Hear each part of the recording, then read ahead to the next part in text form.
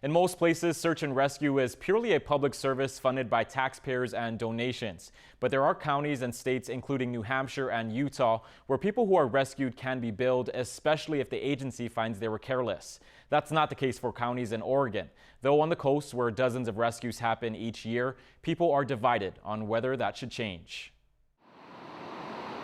Once you get in a situation to try to get out of it, it's pretty hard to do it without help. It's a situation no one wants to be in, but on the Oregon coast, it's a scenario that happens all too often. The weather here is unpredictable. Curry County Sheriff John Ward says so far this year, the Sheriff's Office has completed 18 search and rescue missions. A lot of it's very steep, a lot of it's almost like straight up and down, a lot is very brushy, very unstable. In June, a 25-year-old man from Virginia was rescued by helicopter after getting stranded on a cliff near Port Orford. In September, a woman visiting from Kansas had to be rescued after accidentally sliding down a steep cliff. Less than 2 weeks later, the Sheriff's Office got a call from a Nebraska woman on a cliff with her dog, and she needed help. She got to a point where she couldn't go up and she couldn't go down. She started sliding down and she got in a cliffy area, and there she was stuck. The Sheriff's Office says many of the rescues happen here near natural bridges between Gold Beach and Brookings. It's a popular place for tourists to come for pictures and to take in the view, some pushing the limits for a closer look. The Sheriff's Office says when its SAR team is activated, local police, the fire department, and the Coast Guard often all get involved.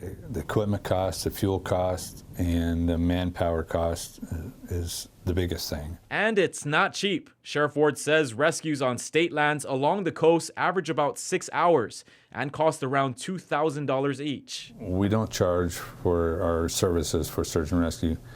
We are mandated as the Sheriff's Office to provide search and rescue, and the county gets stuck with, with the cost of it. The sheriff says they've never billed anyone for a search and rescue mission, even if the person went out unprepared. People in the area have mixed feelings on who should foot the bill. I feel like I would be okay paying for it. I feel like it should be the county because there are infrastructure in place for people to be safe. You go up there in flip-flops, no water bottle, no supplies, no nothing, and you go hike for 6 hours and you get stranded because you didn't plan ahead. I think that's 100% on the person who went up there's fault.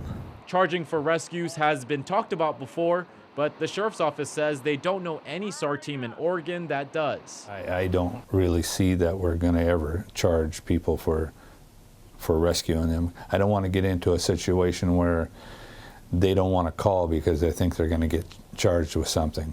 And while they're ready to answer the call if you need them, knowing the weather and being prepared with food, water, and proper gear can go a long way in keeping you safe. Sheriff Ward says the Oregon State Sheriff's Association has recently met to discuss other ways of generating funds for search and rescue.